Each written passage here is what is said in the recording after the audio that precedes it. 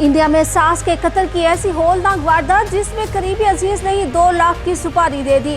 2 लाख की सुपारी किसने दी? खुदकुशी करने की धमकी देने वाला कौन था? एक छोटी बच्ची सच मंजर आम पर कैसे लाई? होशरुबा हकायक जानिए खबर टाइम की स्टोरी में। इंडिया एक ऐसा इलाका है जो जराइम के हवाले से सनसनीखेज प्रोग्राम दिखाता है, जिनसे इंस्पायर होकर अब तक बहुत से लोग कत्ल जैसी संगीन वारदातें कर चुके हैं। मगर शायद ये बेवकूफ़ लोग इस प्रोग्राम का एंड देखना भूल जाते हैं जब पुलिस इन मुजरिमों को पकड़ लेती है और उन्हें सजा भी देती है, वरना वो कभी ऐसे घिनौने काम कभी भी ना करें। और अब तो ये आम रवाज बनता जा रहा है कि कत्ल करने वाले इंडियन क्राइम ड्रामों या फिल्मों से मुतासिर होकर ऐसा करते हैं। इनको लगता है कि इनका प्लान इतना फूल प्रूफ है कि वो कभी भी पकड़े नहीं जाएंगे, मगर ये भी हकीकत है कि इनमें से अक्सर ना सिर्फ पकड़े जा चुके हैं बल्कि कड़ी सजा भी भुगत रहे हैं। ऐसा ही एक वाकया हम आपको बताने जा रहे हैं जिसमें कातिल एक औरत ही नहीं बल्कि दूसरी औरत से करीबी ताल्लुक भी रखती थी। यहाँ बात हो रही है एक बहू की जिसने अपनी सास का कत्ल किया। अब तक तो यही देखने में आया है कि अक्सर सासों की जलन का शिकार बहुएं ही होती हैं, मगर कभी 100 दिन सास के बाद एक दिन बहू का भी आ ही जाता है। और वही एक दिन आ चुका था जब इंडिया के शहर नागपुर में एक 32 साला बहू को अपनी सास के कत्ल के इल्जाम में गिरफ्तार किया गया, जिसने मुबैना तौर पर अपने 2 कजन्स के साथ मिलकर सास के कत्ल का मंसूबा बनाया। इन्हें 2 लाख रुपए की सुपारी दी। रियासत महाराष्ट्र में 32 साला मुलजिमा विशाली के शोहर शराब की लत में मुब्तला थे और इनकी गुज़िश्ता साल वफात हो चुकी थी। 2016 में इसके ससुर की भी वफात हो चुकी थी। विशाली अपनी सास सुनीता रवाल के साथ रहती थी। इसके पास विरासती दौलत तो थी ही, उन्हें एक घर का किराया भी मिलता था। 28 अगस्त को सुनीता का कत्ल हुआ तो बहू ने मुबैना तौर पर ये झूठ बोला कि इन्हें दिल का दौरा पड़ा था, मगर इस वाक़ये के 10 रोज बाद सच मंजर आम पर आ ही गया। 8 सितंबर को ये मालूम हुआ कि सुनीता की मौत दिल का दौरा पड़ने से नहीं हुई बल्कि ये एक कत्ल था। पुलिस ने इसके इल्जाम में बहू विशाली और इनके 2 कजन्स को गिरफ्तार कर लिया है। मगर ये कत्ल हुआ कैसे? तो इस हवाले से बताया जाता है कि सास बहू में अक्सर लड़ाई झगड़े होते रहते थे और सुनीता को अपने बहू के किरदार पर शक था, जिसके बाद एक दिन विशाली ने तंग आकर अपनी सास को मुबैन तौर पर कत्ल करने का मंसूबा बनाया। उसने अपने कजन श्रीकांत की मदद ली जो रियासत मध्य प्रदेश में रहता था।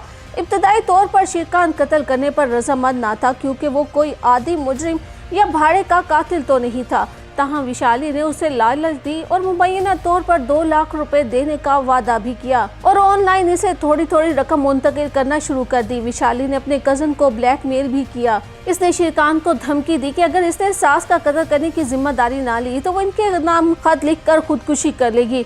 श्रीकांत ने अपने एक और साथी को साथ मिलाया और सुनीता के कत्ल के लिए मंसूबाबंदी शुरू कर दी। इसमें दोनों को तैयारी करने में 1 माह का अरसा लगा। हर चीज के बारे में फोन पर बातचीत भी होती रही। श्रीकांत और इसके साथी 27 अगस्त को घर आए और रेकी की। मंसूबे के मुताबिक विशाली ने 28 अगस्त के रात घर का दरवाजा खुला छोड़ दिया। इसके बाद श्रीकांत और इसका साथी रात 10 बजे के करीब घर में दाखिल होते हैं और सुनीता का गला घोंटकर इसका कत्ल कर देते हैं, जिसके बाद वो वहां से फरार हो जाते हैं। विशाली पुलिस की आमद पर अपना बकिया ड्रामा करती है और इन्हें सास को दिल का दौरा पड़ने का झूठ बोलती है। इसका कहना था कि सास को हाई ब्लड प्रेशर की शिकायत थी और इनकी मौत इसी सबब हुई। रिश्तेदारों ने भी इस वक्त ये बात मान ली। ताहम सुनीता के चेहरे पर तशद्दुद के निशानात देखकर रिश्तेदारों को कुछ शक हुआ। उन्होंने सुनीता की आखिरी रस्मात से कबल इनकी कुछ तस्वीर भी बना ली और विशाली पर भी पूरी नजर रखी हुई थी। विशाली इस वक्त घर में मौजूद थी जब सुनीता का कत्ल हुआ। इसी वजह से सुनीता के भाई को भी शक होने लगा। इस शक की बुनियाद पर उन्होंने एक बच्ची से पूछगिछ की जिसने बताया कि रात को 2 अंकल इस घर में आए थे। पड़ोसियों ने सुनीता के रिश्तेदारों को बताया कि सास बहू के दरमियान अक्सर लड़ाई झगड़ा रहता था। यूं रिश्तेदारों का शक और ज्यादा यकीन में बदल गया। रिश्तेदारों ने विशाली के इल्म में लाए बगैर इसका फोन चेक किया, जिससे मालूम हुआ कि वो वाकई से कबल बार बार अपने कजन को फोन करती रही है। बाद में रिश्तेदारों ने इसकी मशकूक हरकत को भी मद्देनजर रखते हुए 8 सितंबर को पुलिस में शिकायत दर्ज कराई। पुलिस ने विशाली को शक की बुनियाद पर हिरासत में लेकर इससे तफ्तीश शुरू कर दी, लेकिन इसने पुलिस को भी गुमराह करने की कोशिश की। उसने कहा कि 28 अगस्त को उसका कजन नहीं बल्कि किसी एजेंसी का मुलाजिम इनके घर आया था जिसने सास का कत्ल किया। मगर फिर पुलिस ने इसका फोन चेक किया तो मालूम हुआ कि वो बार बार श्रीकांत से बात करती थी।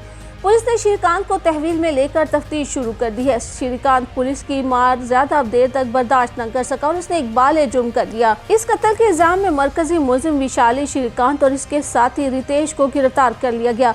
मई के दौरान एक और बहू ने भी मुबैना तौर पर दौलत के झगड़े पर अपने ससुर का कत्ल किया था। सरकारी एहलकार अर्चना परिवार पर इल्जाम है कि उन्होंने अपने सरकारी अफसर भाई के साथ मिलकर ससुर के कत्ल की मंसूबाबंदी की। अर्चना ने मुबैना तौर पर इस कत्ल के लिए 17 लाख रुपए अदा किए। इब्तदाई तौर पर अर्चना ने भी अपने ससुर की मौत को एक हादसा करार दिया।